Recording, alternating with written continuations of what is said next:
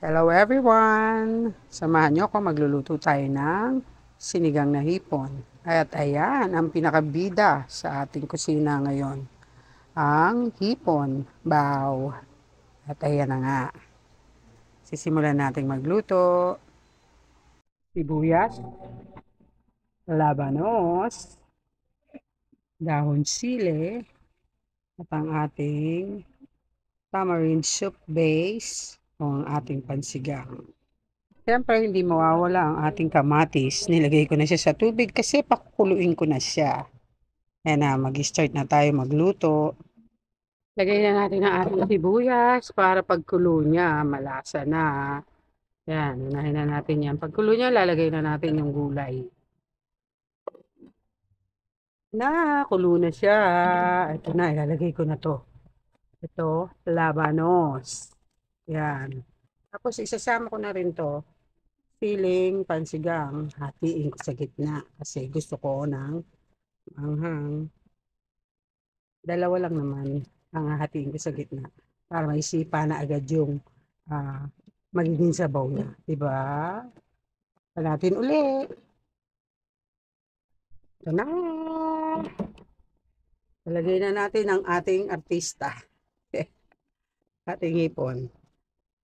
Lagay na natin siya. Mabilis lang yan maluto kaya huli ko na talaga inilalagay. Ay, alam niyo naman yun. Tapos pwede na rin tayong magtimpla para pagkulo niya.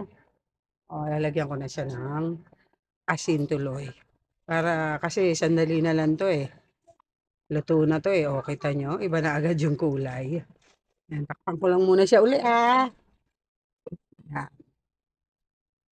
Lagyan natin ng konting seasoning. Kailangan pala natin ilagay ang ating pansigang mix. Ayan, para pagkulo niya. Sandali na lang. Para pagkulo, okay na, pwede na. Lalagay ko na lang din, isusunod ko na din yung yung daw ng sili. Change nyo rin pala kung maglalagay kayo ng okra. Ako kasi nakalimutan kong bumili. Kung na siya, lagay ko na. Lagay ko na yung dahon ng sili natin.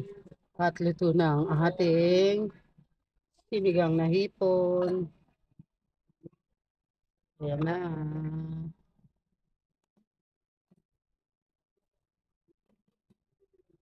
Ayan na guys. Luto na. Sinigang na hipon. Nagsisikain na tayo.